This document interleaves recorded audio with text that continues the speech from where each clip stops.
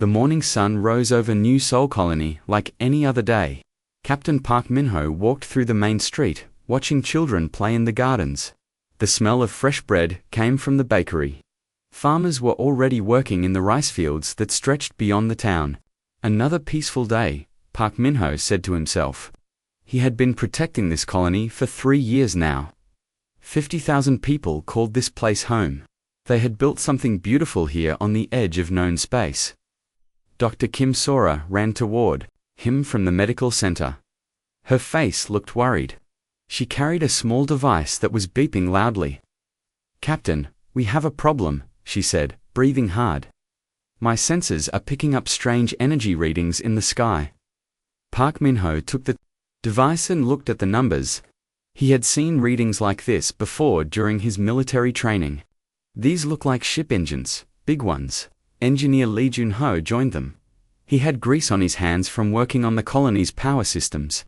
"I saw the same readings on my equipment. Someone is coming, and they're not trying to hide it." The 3 of them looked up at the clear blue sky. They could not see anything yet, but the readings were getting stronger. "Should I warn the colony?" Dr. Kim Sora asked. Park Min-ho thought for a moment. "Not yet. It might be a trading ship. Or maybe the Galactic Council is sending an inspection team." Colony Administrator Choi Hannah walked over to them. She was a kind woman who had helped build this colony from nothing. The people loved her like a mother. "What are you all looking at?" she asked with a smile. "We have visitors coming," Park Min-ho explained. "We don't know who yet." Choi Hannah's smile got bigger. "Wonderful. We should prepare a welcome party. You know how we Koreans treat guests." Lee Jun-ho shook his head. "Administrator, these energy readings are very strong. This is not a small ship." "All the more reason to show them proper hospitality," Choi Hannah said. "Go tell the kitchen staff to prepare extra food, and ask the children's choir to practice their welcome song." Park Min-ho wanted to argue, but he knew Choi Hannah was right about one thing. If these were friendly visitors, a warm welcome would make a good impression. If they were not friendly, acting scared would not help anyway. 2 hours later, the ships appeared in the sky. There were 5 of them. Each one was the size of a city block. They were dark gray, with strange red markings on their sides. "I have never seen ships like those," Lee Jun-ho said. He was looking through his binoculars. "The design is not human, or from any council race I know." Dr. Kim Sora checked her medical scanner. "I'm reading life signs. The beings on those ships are definitely not human. Their heart rates are much slower than ours." The ships landed in the empty field outside the colony. The ground shook when they touched down. Steam rose from their engines. Choi Hannah had organized the welcome committee. 200 colonists stood at the edge of the field. Children held flowers. The bakery had brought fresh bread and traditional Korean rice cakes. Musicians had their instruments ready. "Remember," Choi Hannah told everyone, "we represent humanity today. Let's show them what Korean hospitality means." A door opened on the largest ship. A ramp came down. The first alien to appear was tall and thin. Its skin was dark purple. It had 4 arms and yellow eyes. Behind it came more aliens carrying weapons. Park Min-ho's hand moved toward his sidearm, but he stopped himself. These aliens might just be carrying the weapons for protection. Many species did that. The lead alien walked toward them. Its movements were slow and careful. It stopped 10 feet away from the welcome committee. "I am Commander Vekma of the Vorthok Empire," it said in broken human language. "This colony sits on Vorthok territory." Choi Hannah stepped forward with a warm smile. "Welcome to New Seoul Colony, Commander Vek. I am Administrator Choi Hannah. We are honored by your visit." She offered him a plate of rice cakes. "Please, try our traditional food. We prepared it especially for you." Commander Vekma looked at the rice cakes, but did not take any. "You did not have permission to build here." "Actually, we do," Choi Hannah said politely. She pulled out a datapad. "We have full approval from the Galactic Council. All our papers are in order." "The Galactic Council has no authority here," Commander Vekma said. His voice got louder. This is ancient Vorthok territory. Your people are trespassing. Dr. Kim Sora whispered to Park Minho. I checked the records before we built here. There was no claim on this system. Park Minho nodded. Something was not right. These aliens seemed angry about something that should not be a problem. Perhaps we can discuss this over dinner, Choi Hana suggested. Our people would love to learn about Vorthok culture. And you can tell us more about your territorial claim. Commander Vecma made a sound that might have been laughter. There is nothing to discuss. He raised one of his 4 arms. The other Vorthok raised their weapons. Wait, Park Minho shouted. He stepped in front of the colonists. If there's a territorial dispute, we can solve it through proper channels. There's no need for weapons. The time for talking is over, Commander Vecma said. The first energy blast hit Park Minho in the shoulder. The force threw him backward into the crowd.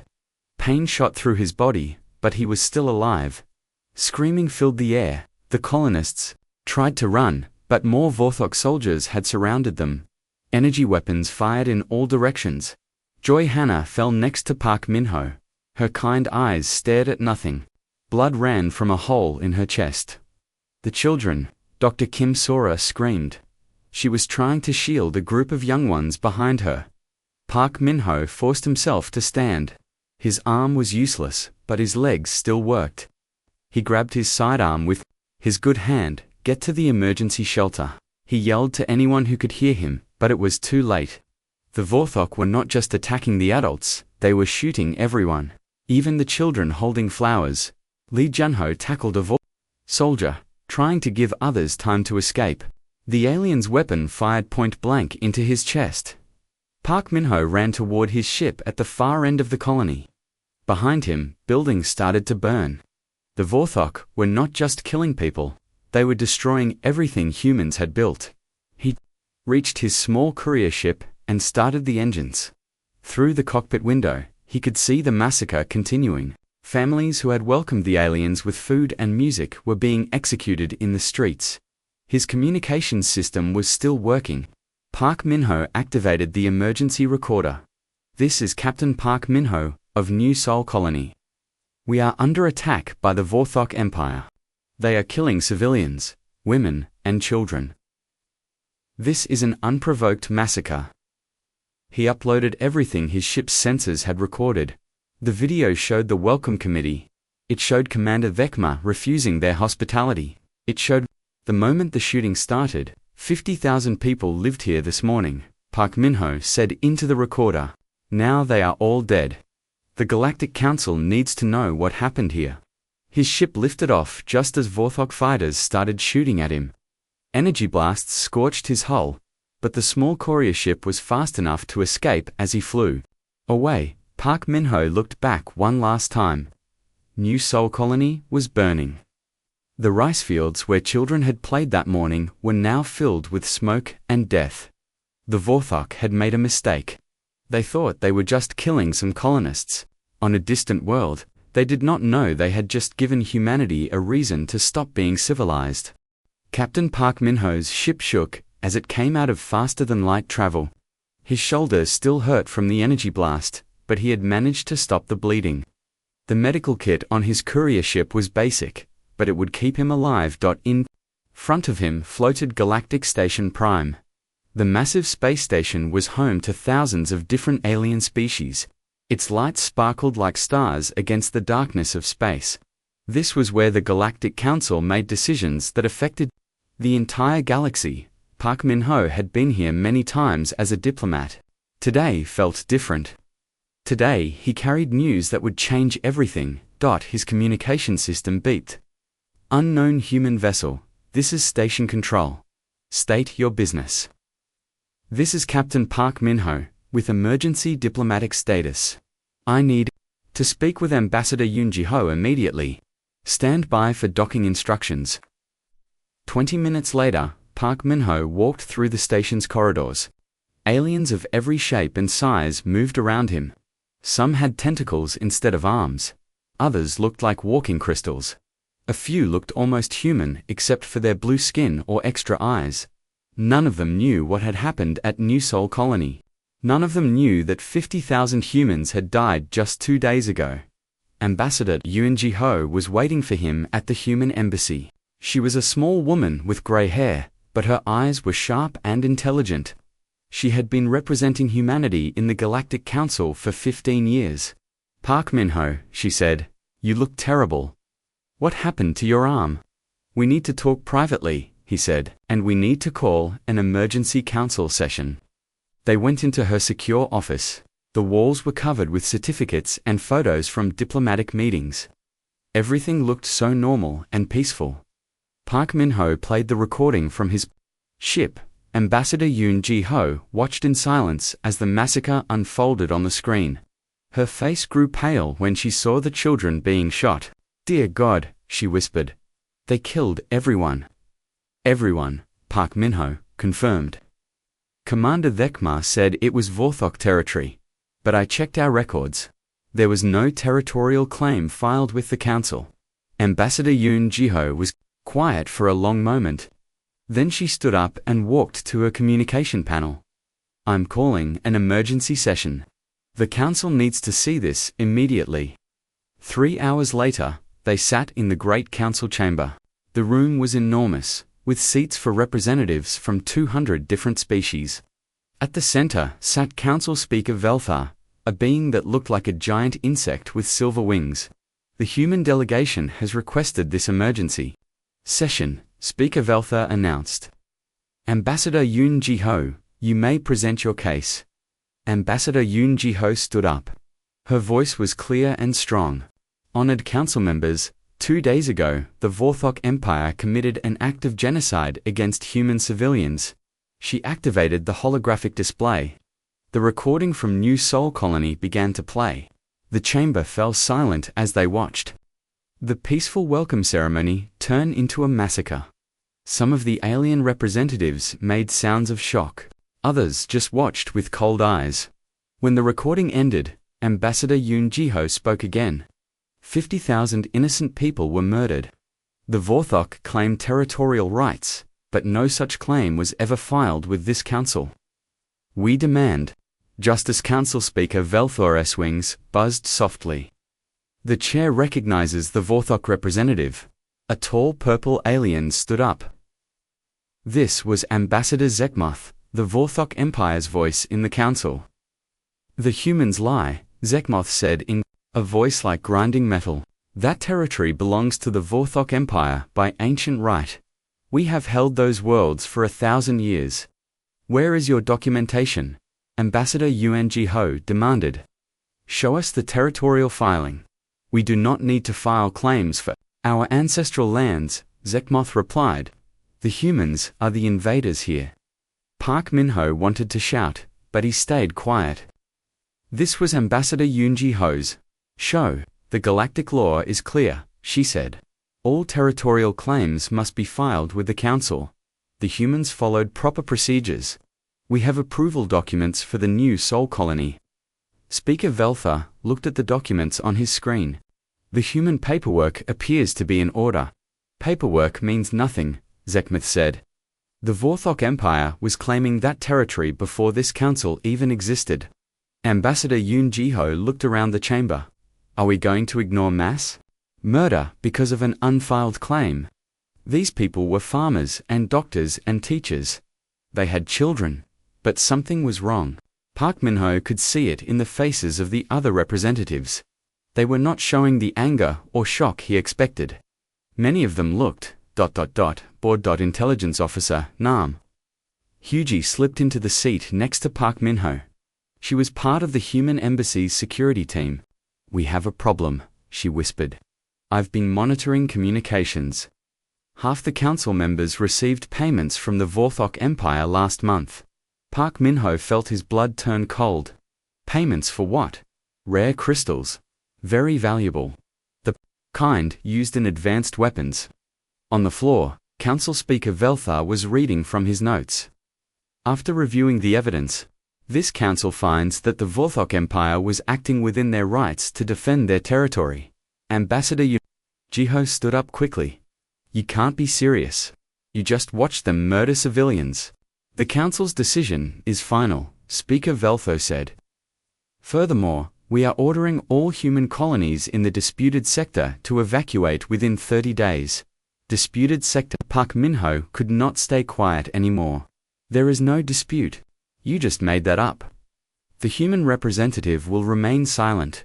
Speaker Veltho commanded. Any human military vessels entering the disputed sector will be considered hostile. Ambassador Yoon Ji-ho's hands were shaking with anger. You are abandoning your own laws. The Council exists to prevent this kind of violence. The Council exists to maintain peace, Speaker Veltho said. Human expansion threatens that peace. The Vorthok Empire has helped us understand this. Nam Hyuji pulled out her datapad and showed it to Park Min-ho. The screen displayed financial records she had hacked from the Council's computers. Look at this, she whispered. The bribes go back months. They planned this. Park Min-ho read the numbers. 12 council members had received massive payments. All of them had voted to support the Vorthok claim. They knew, he whispered back. They knew the attack was coming. Admiral Song Dae-ho had been sitting quietly in the back of the human section. Now he stood up and walked to Ambassador Yoon Ji-ho.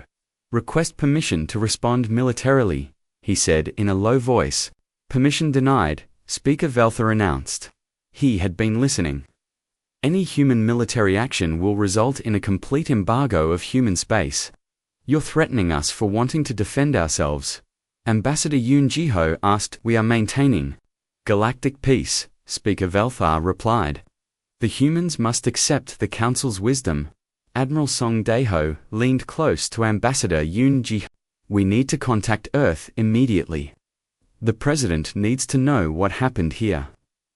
The session is adjourned, Speaker Veltho announced. The humans have 30 days to evacuate 12 colonies. The Vorthok Empire will ensure compliance. As the alien representatives filed out of the chamber, many of them were talking and laughing. Some patted Zekmoth on the back. Analyst Kong Yuna rushed over to their group. She worked in the embassy's research department. I found something, she said breathlessly.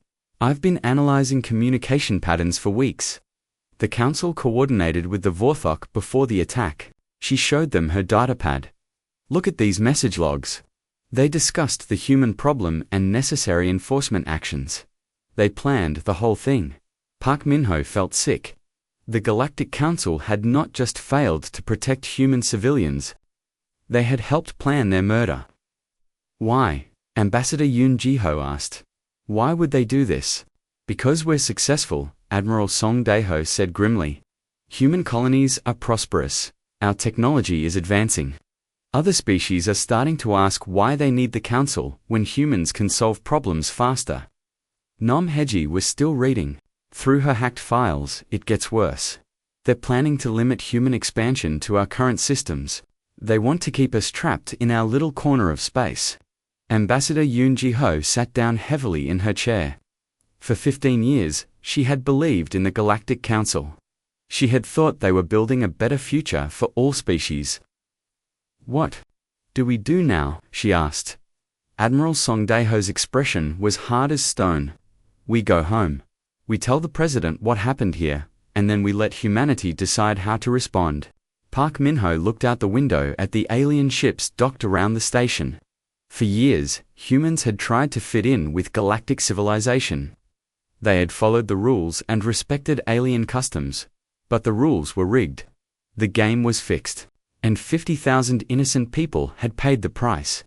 They made their choice, he said quietly. Now we'll make ours. The three humans walked out of the council chamber together. Behind them, the lights of Galactic Station Prime continued to sparkle like stars. But those stars no longer looked welcoming. They looked like targets. President Lim Tae-yeon stood in front of the massive window in his office. Earth looked peaceful from here, with white clouds floating over blue oceans. But peace was about to end. The emergency meeting had been going on for 6 hours. Around the table sat the most powerful people in human space. Admiral Song Dae-ho had returned from the Galactic Council with terrible news. Ambassador Yoon Ji-ho looked tired and angry. Captain Park Min-ho's arm was still in a sling. Let me make sure I understand this correctly, President Lim Tae-yon said slowly. The aliens murdered 50,000 of our people. Then their council refused to help us. And now they want us to abandon 12 more colonies. That's correct, sir, Admiral Song Dae-ho replied. They've also threatened to embargo our space if we defend ourselves. General Bae Min-jae had been quiet during most of the meeting. He was a big man with scars on his hands from old battles. Now he leaned forward in his chair. Mr. President, we cannot let this stand. If we show weakness now, they will keep pushing. Next, it will be our core worlds. But we're outnumbered, said Secretary of Defense Park Ji. The Galactic Council has thousands of ships.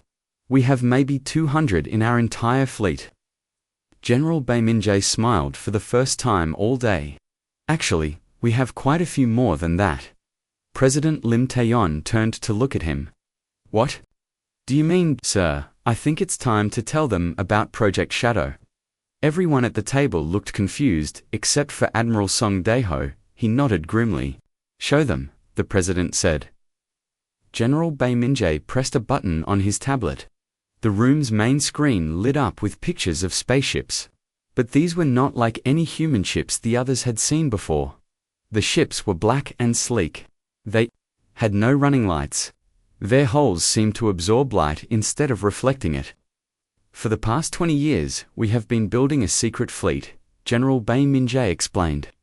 We call it the Shadow Fleet. 200 ships that do not officially exist. Captain Park Min-ho stared at the screen. I've never seen designs like these. Because they use technology the aliens don't know we have, Admiral Song Dae-ho said. We've been very careful to hide our real capabilities. President Lim Tae-yon walked to the screen. How is this possible? Where did we get the resources? Remember, the asteroid mining projects that never seemed to make much profit. General Bae Min-jae asked. They were actually very profitable. We just hid the metals in secret shipyards. Dr. Shin Aryam entered the room. She was the head of human weapons development. Her white coat was stained with chemicals from her laboratory. Sorry I'm late, she said. I was running final tests on the new weapons systems. Dr. Shin, please explain to our guests what makes our ships special. General Bae Min-jae said. Dr. Shin Aryam connected her tablet to the main screen. New images appeared, showing strange-looking weapons. Every alien species in the galaxy uses energy shields to protect their ships, she began. These shields can stop any normal weapon. But we discovered something interesting 20 years ago. She pressed a button. The screen showed a weapon firing at a shield. The energy blast went right through, as if the shield was not there. Dimensional manipulation, Dr. Shin Aryam said. Our weapons don't hit the shield. They go around it through a different dimension. Then they come back and hit the target. Ambassador Yoon Ji-ho looked amazed. You mean we can shoot through their defenses? Better than that, Dr. Shin Aryam replied. Our shields work differently too. Their weapons cannot hurt us, but we can hurt them. President Lim Tae-yon was starting to understand. We've been pretending to be weak. We've been learning. General Bae Min-jae corrected. Every time we met a new alien species, we studied their technology. We found the weaknesses, and we built weapons to exploit those weaknesses. Captain Park Min-ho thought about the Vorthok ships that had destroyed New Sol Colony. Could we have stopped the attack? Easily, Admiral Song Dae-ho said. One of our shadow ships could have destroyed their entire fleet. Then why didn't we? Park Min-ho asked angrily. Because we were not ready, President Lim Tae-yon replied. We needed to see how far they would push us. Now we know. They will push until we are extinct. Dr. Shin Aryam brought up more images. These showed human colonies with no buildings. Every human colony has hidden defenses, she explained. What looks like a water treatment plant is actually a weapons factory. What looks like a communications tower is actually a missile launcher. We've been preparing for this war for decades, General Bae Min-jae said. We just hoped we would never have to fight it. President Lim Tae-yon walked back to his desk. In the drawer was a red folder marked Protocol 7. He had hoped he would never have to open it. Gentlemen and ladies, he said, I am activating Protocol 7. As of this moment, humanity withdraws from the Galactic Council. We will no longer follow their laws or respect their authority. He opened the red folder and signed the document inside. General Bay, you have authorization to deploy the Shadow Fleet. Admiral Song, coordinate with our colony commanders. Tell them to reveal their hidden weapons. What about the colonies they want us to evacuate? Ambassador Yuan Jiho asked. We're not evacuating anything, President Lim Taeyon said firmly. If the Vorthok want our colonies, they can try to take them. They will discover that we are not as helpless as we appear. Commander Oh Seung-min had been waiting outside the meeting room. He was called in and given new orders. Commander, I need you to take a shadow squadron to the Kepler system, General Bae Min-jae told him. Intelligence reports say the Vorthok are holding human prisoners there. Prisoners? Commander Oh Seung-min asked. Survivors from New Sol Colony, Captain Park Min-ho said. My ship's sensors detected life signs on their vessels before I escaped. Commander Oh Seung-min's face went hard. What are our rules of engagement? There are no rules anymore, President Lim Taeyon said. Bring our people home, and show the Vorthok what happens when they make humanity angry. 2 days later, Commander Oh Seung-min's squadron dropped out of faster-than-light travel near Kepler Station. It was a Vorthok research facility orbiting a dead planet. His 5 shadow ships were invisible to Vorthok sensors. They moved like ghosts through space. I'm reading human life signs on the station, his sensor officer reported. Approximately 200 people in the lower levels. Any Vorthok ships nearby? Commander Oh Seung-min asked. 3 cruisers and 10 fighters. They don't know we're here. Commander Oh Seung-min looked at the peaceful station. The aliens inside had no idea death was coming for them. Open a channel to the Vorthok commander. A purple face appeared on his screen. This was Station Commander Yethma. Unknown vessel, you are in Vorthok space. Identify yourself, or be destroyed. This is Commander Oh Seung-min of the Terran Shadow Fleet, he replied calmly. You are holding human prisoners. Release them immediately. Yethma made a sound that might have been laughter. Humans do not give orders to the Vorthok Empire. Your people are here for important research. What kind of research? We are studying human pain tolerance. Very interesting results so far. Commander Oh Seung-min felt rage building in his chest. These aliens were torturing the survivors of New Sol Colony. You have 30 seconds to release our people, he said. Or what? Yethma asked. I see no ships on my sensors. Then your sensors need to be upgraded. Commander Oh Seung-min cut the communication and turned to his weapons officer. Target their cruisers first. Use dimensional torpedoes. I want them to know they cannot hide behind their shields. The first torpedo appeared inside the lead Vorthok cruiser. The ship exploded from within. The second cruiser tried to raise shields, but the torpedo went right through them. The third cruiser tried to run, but it was too slow. Sir, the fighters are launching, his tactical officer reported. Let them come, Commander Oh Seung-min said. It's time to test our new point defense systems. The Vorthok fighters fired their weapons at empty space. They could not see the human ships, but the human ships could see them perfectly. Laser beams came out of nowhere, cutting the fighters apart. In less than 2 minutes, all 10 fighters were destroyed. Commander Oh Seung-min opened another channel to the station. Station Commander. Yethma, your fleet is gone. Release our people now. Yethma's face was full of fear. How? We cannot see your ships. You don't need to see us, you just need to obey. The Galactic Council will hear about this. The Galactic Council can go to hell, Commander Oh Seung-min replied. You have 1 minute to release our people. After that, I will destroy your station with everyone inside. 30 seconds later, escape pods began launching from the station. Human prisoners were being sent to Commander Oh Seung-min's ships. Dr. Kim Sora was in the first pod. She was hurt, but alive.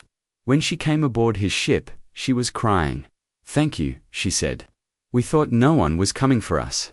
Humanity always comes for its people, Commander Oh Seung-min told her. What were they doing to you? Experiments, she said with anger in her voice. They wanted to know how much pain humans could feel before we died. They thought it was funny. Commander Oh Sungmin looked back at the Vorthok station. Not anymore. He turned to his weapons officer. Destroy the station. Sir, there are still Vorthok on board. I know the station exploded in a ball of fire. 2,000 Vorthok died in seconds. Commander Oh Sungmin sent a message back to Earth. Mission successful. Human prisoners recovered. Vorthok research facility destroyed. No human casualties. He did not mention the Vorthok casualties. There would be many more before this war was over. Word of the Kepler raid spread quickly through alien space. For the first time, someone had destroyed Vorthok ships without taking any damage. Other species began to wonder, who were these humans really? The answer was coming soon. The news of the Kepler raid shocked the galaxy. For the first time in centuries, someone had destroyed Vorthok ships without losing a single vessel. Alien news networks tried to understand what had happened. Colonel Park Ji-won stood in the command center of Earth's military headquarters. Screens around her showed human fleets moving to positions throughout space. The Shadow Fleet was no longer hiding. Ma'am, we have confirmation, her communications officer reported. All 12 colonies have activated their hidden defenses. The Vorthok evacuation deadline expires in 6 hours. Colonel Park Ji-won smiled coldly. Good. Send a message to all Vorthok forces in our territory. They have 1 hour to leave. After that, we will consider them hostile. General Bae Min-jae walked over to her station. The President has approved Total War Protocol. We are no longer limited to military targets. What does that mean exactly? Asked Lieutenant Seo Minwoo, who was new to the command staff. It means we treat this like the survival war it is, Colonel Park Ji-won explained. The Vorthok want to exterminate humanity. So we will do whatever it takes to stop them. Captain Kim Dong-yoon's voice came through the communication system from his flagship. Command, this is Shadow Squadron 7. We are in position near the Vorthok supply depot at Rigel, requesting permission to engage. Permission granted, Captain, Colonel Park Ji-won replied. Remember, we want to send a message. Make it spectacular. On his ship, Captain Kim Dong-yoon looked at the massive Vorthok supply station. It was the size of a small moon, with thousands of cargo ships docked around it. This station supplied Vorthok fleets across 3 star systems. Sir, I'm detecting over 50,000 Vorthok on that station, his sensor officer reported. Any humans? Captain Kim Dong-yoon asked. No sir, all alien life signs. Then it's a legitimate target. Begin the attack. His squadron of invisible ships moved toward the station. The Vorthok had no idea death was approaching. The first-dimensional torpedoes struck the station's fuel depot. The explosion was so bright it could be seen from the nearby planet. Secondary explosions followed as the chain reaction spread. Vorthok cargo ships tried to escape, but human fighters appeared from nowhere to hunt them down. In 30 minutes, the entire supply network was destroyed. Captain Kim Dong-yoon recorded a message and broadcast it on all Vorthok frequencies. This is Captain Kim Dong-yoon of the Human Shadow Fleet. You killed our people at New Seoul Colony. You tortured our prisoners. Now you will learn what happens when humans stop playing by your rules. The message included footage of the station's destruction. It also showed the bodies floating in space, thousands of Vorthok who had died in the attack. Back on Earth, Major Lee So-yang was preparing a different kind of operation. She commanded the Human Special Forces, soldiers trained for operations on alien worlds. Our target is the Vorthok Command Center on Arcturus Prime, she told her team. Intelligence says they are coordinating attacks on human colonies from there. Sergeant Kim Woo-sung raised his hand. Ma'am, Arcturus Prime has 2 million Vorthok civilians. Are we going to hurt innocent people? Major Lee So-young's expression was hard. Sergeant, were the children at New Seoul Colony innocent? Did that stop the Vorthok from killing them? The room fell silent. Everyone remembered the footage from the massacre. Our job is not to be nice. Major Lee So-young continued. Our job is to make the Vorthok so afraid of humans that they never attack us again. Her team landed on Arcturus Prime 3 days later. They used stealth suits that made them invisible to Vorthok sensors. Their mission was to destroy the command center and capture important military leaders. But Major Li Soyang had other plans. Instead of just hitting the military target, her team also destroyed the planet's power grid. 2 million Vorthok civilians suddenly had no electricity, no heat, and no communication. They also poisoned the water supply with a chemical that would make the Vorthok sick, but not kill them. The aliens would be too weak to fight, but they would survive to remember what humans had done. "Why are we hurting civilians?" asked Private Park Young. "Because they cheered when our civilians died," Major Li Soyang replied. "I monitored their news broadcasts. They called the New Seoul massacre a great victory. Now they can live with the consequences." The psychological warfare was working. Across Vorthok space, civilians were demanding that their governments stop fighting the humans. They had seen what happened to planets that opposed humanity. Admiral Han Kyung-ho was coordinating the largest operation of all. For 20 years, humans had been placing sleeper agents throughout the galaxy. These agents looked like normal traders, diplomats, and workers, but they were actually spies and saboteurs. "Activate all sleeper cells," he ordered. "It's time to reveal our true network." Suddenly, explosions began happening on alien worlds throughout the galaxy. Vorthok weapons factories blew up. Communication centers went dark. Transport ships disappeared in space. The aliens realized that humans had been watching them for decades. Every major alien civilization had human agents inside their governments, their militaries, and their businesses. On the Vorthok homeworld, sleeper agent Dr. Yoon Hanyul had been working as a medical researcher for 15 years. The Vorthok trusted her completely. They had no idea she was human. When the activation order came, she released a computer virus into their military network. The virus was designed specifically for Vorthok computer systems. It made their ships unable to navigate and their weapons unable to fire. Within hours, the entire Vorthok fleet was disabled.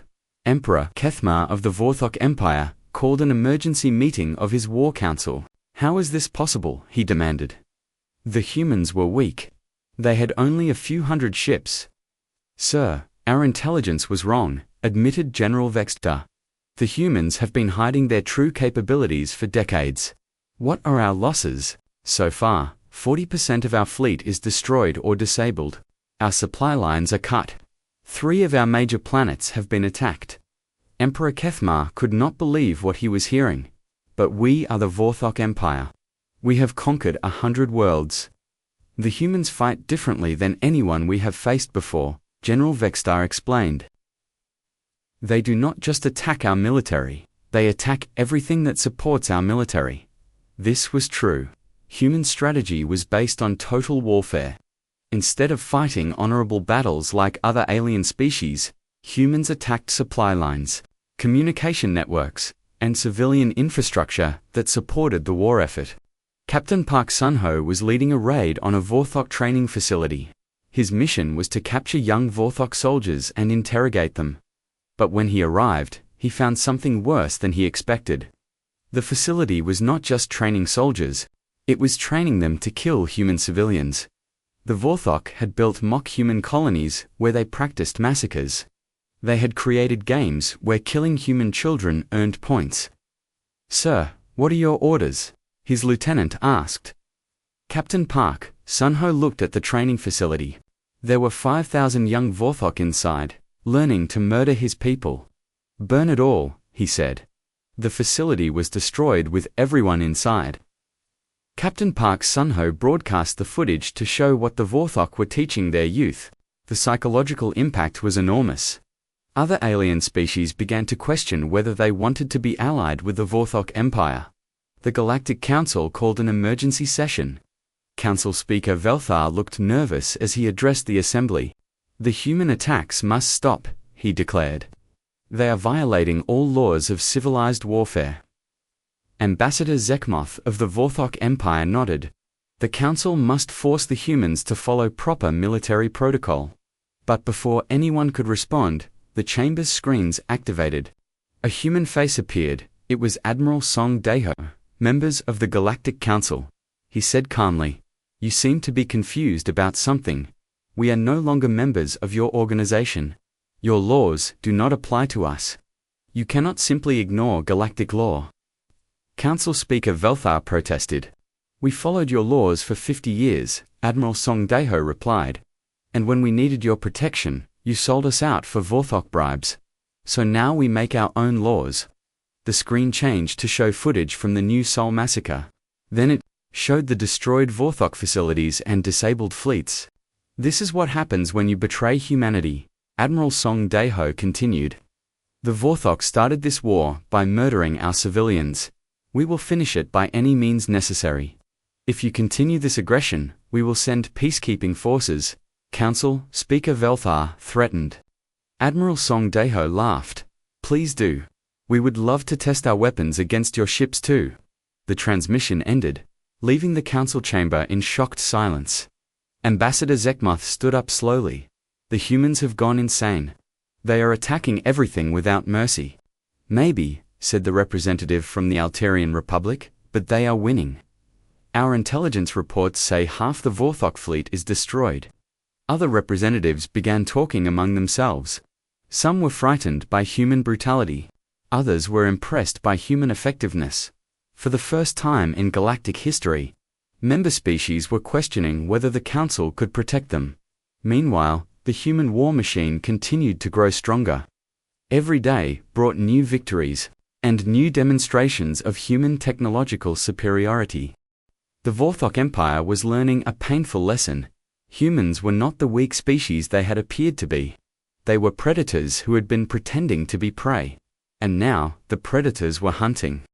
Field Marshal Zhang Minho stood on the bridge of humanity's newest warship, the Retribution. Through the massive window, he could see 3 Vorthok worlds burning in the distance. The planets were not destroyed, but their cities were in flames. "Sir, the Economic Warfare Division reports complete success," his aide informed him. "The Vorthok banking system has collapsed. Their currency is worthless. Food shipments have stopped throughout their empire." Field Marshal Zhang Minho nodded. This was not the clean military victory that aliens expected. Humans had learned that destroying an enemy's economy was more effective than destroying their armies. "What about their civilian population?" he asked. "Approximately 50 million. Vorthok are without food or medicine. Their government cannot provide basic services."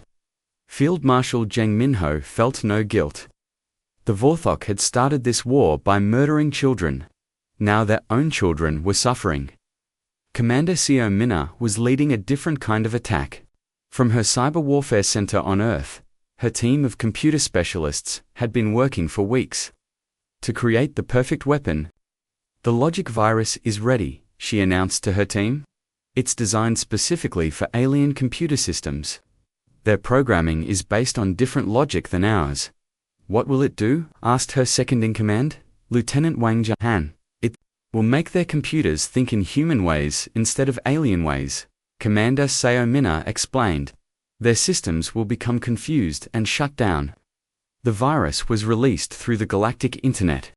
Within hours, computer systems began failing on hundreds of alien worlds. Traffic control stopped working. Power grids went down. Communication networks died. The aliens could not understand what was happening. Their computers were not broken. They were just thinking like humans instead of aliens. On the Galactic Council station, panic was spreading. Half the member species were reporting system failures. Trade had stopped. Governments could not communicate with their colonies. "The humans have poisoned our technology," Council Speaker Velthar announced. "They have turned our own computers against us, but the worst was yet to come." Emperor Kethma of the Vorthok Empire was desperate. His fleets were destroyed, his economy was ruined, and his people were starving. He decided to use his most terrible weapon. Released the biological plague.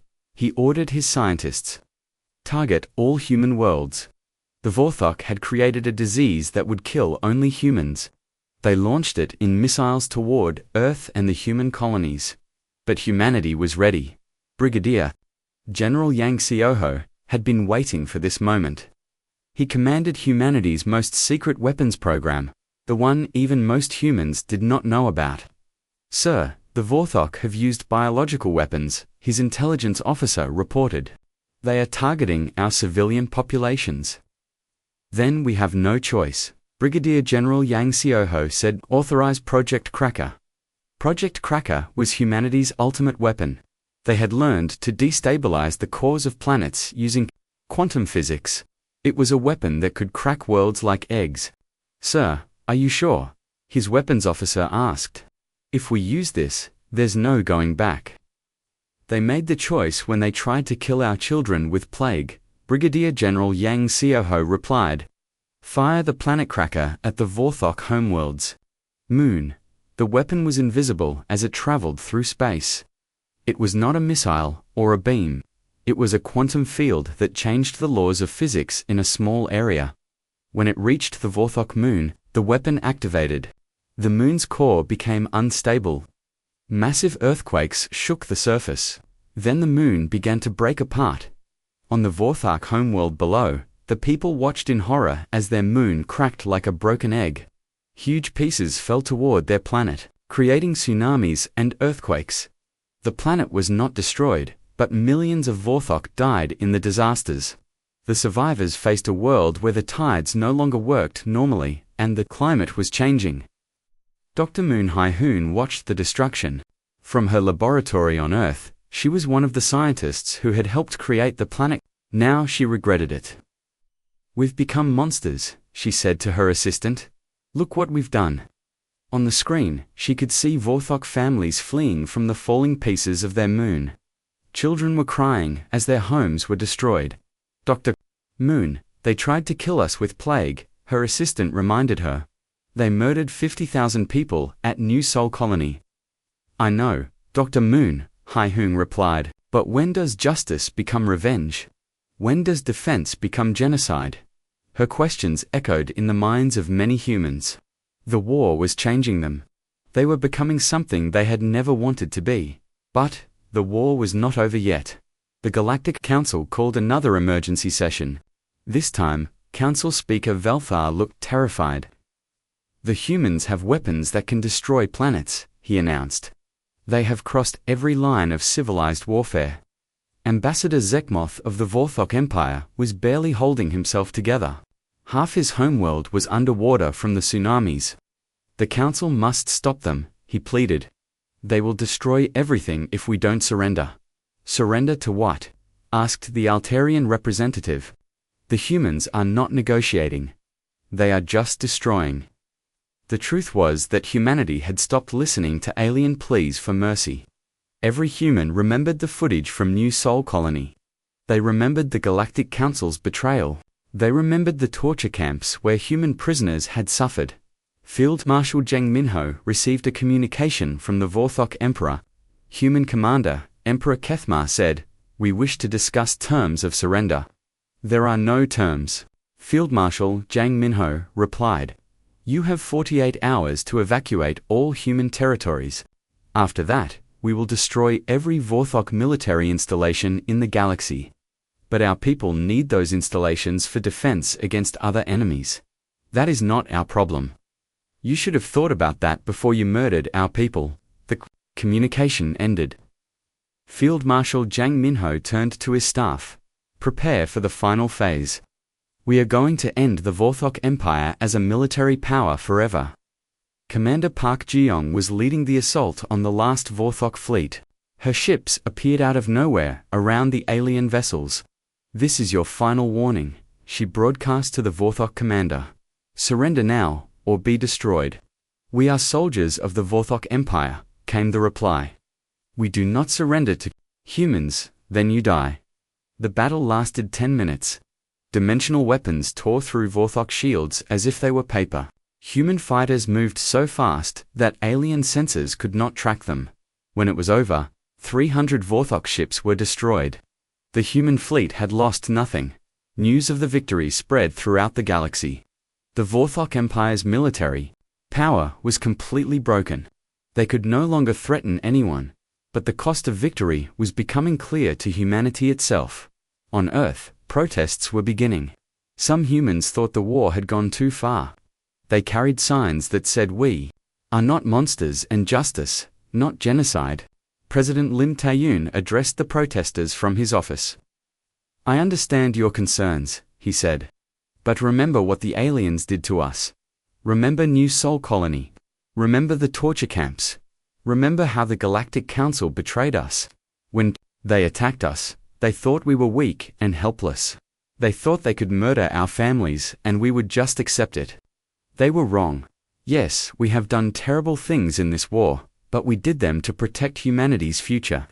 If we had shown weakness, they would have exterminated us completely. The galaxy now knows that humans are not victims. We are survivors, and we will do whatever it takes to ensure our people are never helpless again."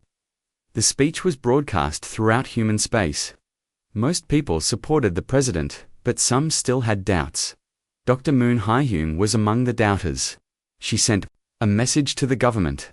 "We set out to get justice for New Sol Colony," she wrote, "but justice and revenge are different things. We have become the very monsters we were fighting against. When this war ends, how will we live with ourselves? How will we teach our children about right and wrong when we have done so many wrong things? I fear that in saving humanity's body, we have lost humanity's soul." Her message was read by millions of humans. It started a debate that would continue long after the war ended, but for now, the war continued. The Vorthok Empire was broken, but the Galactic Council still existed, and humanity was not finished with them. Field Marshal Jang Min-ho looked at the star maps, showing the galaxy. Red markers showed human fleets. Blue markers showed alien worlds. Soon, he thought, all the markers would be red. The age of alien dominance was ending. The age of human supremacy was about to begin. But at what cost? Emperor Kwon Jae-yun stood on the bridge of his flagship, the Judgment. 6 months ago, he had been president of Earth. Now he was ruler of half the galaxy. The transformation had been swift and total. Through the massive viewing window, he could see 100 human warships in perfect formation. Each ship was larger and more powerful than anything the aliens had ever built. "Your Majesty, we are receiving surrender requests from 17 more star systems," reported Admiral Kim Woo-jin. "They wish to join the Terran Empire voluntarily. Accept their surrender," Emperor Kwon Jae-in said calmly. "Send occupation forces to secure their worlds. Make sure they understand the new rules." The new rules were simple. Humans were in charge. Aliens obeyed. Anyone who resisted was destroyed. Chancellor Kim Woo-jin had been busy establishing the new government.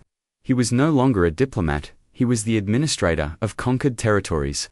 "The former Vorthok worlds are fully under our control," he reported. "We have established military governors on all major planets. The surviving Vorthok population is being relocated to work camps." "What about their children?" Emperor Kwon Jae-in asked. "They are being educated in human schools. We are teaching them to be loyal to the Empire. In 20 years, they will think of themselves as humans, not Vorthok."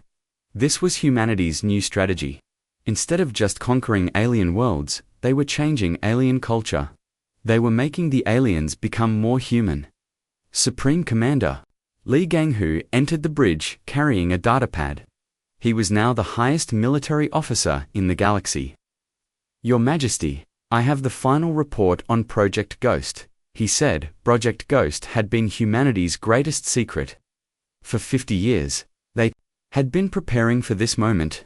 Every human colony had been a military base in disguise. Every human diplomat had been a spy. Every human trader had been gathering intelligence. "Tell me the numbers," Emperor Kwon Jae-in said. "We had sleeper agents in 200 alien governments," Supreme Commander Lee Gang-hoo reported. "We had hidden weapon caches on 500 worlds. We had backup fleets in secret bases throughout the galaxy, and the aliens never suspected. They thought we were peaceful farmers and traders. They never imagined we were warriors pretending to be civilians." Emperor Kwon Jae-in smiled. Humanity had played the longest game in galactic history. They had spent decades appearing weak, while secretly becoming the strongest power in the galaxy. The former Galactic Council Station, war criminal prosecutor Choi Young-ho, was conducting trials. The aliens who had planned the New Sol massacre were being judged by human law. "Commander Vecma," he said to the Vorthok officer in the defendant's chair, "you were charged with the murder of 50,000 human civilians. How do you plead?" "I was following orders," Vecma replied through his translator. "The council approved our actions." "The council has been dissolved," Prosecutor Choi Young-ho said. "Their approval means nothing. You personally gave the order to shoot children. You personally watched families die. The trial was being broadcast throughout the galaxy. Every alien species could see what happened to those who harmed humans. The court finds you guilty of genocide," Prosecutor Choi Young-ho announced. "You will be executed at dawn tomorrow." But execution was not the end. The humans had created a special punishment for the worst war criminals. Their consciousness would be preserved in a computer, forced to experience the deaths of every human they had killed. They would feel the pain of 50,000 people dying, over and over, forever. It was a fate worse than death. And every alien in the galaxy knew about it. Empress Park Soo-jin was establishing the new capital of the Terran Empire. She had chosen a beautiful planet near the center of the galaxy. The alien inhabitants had been relocated to make room for human colonists.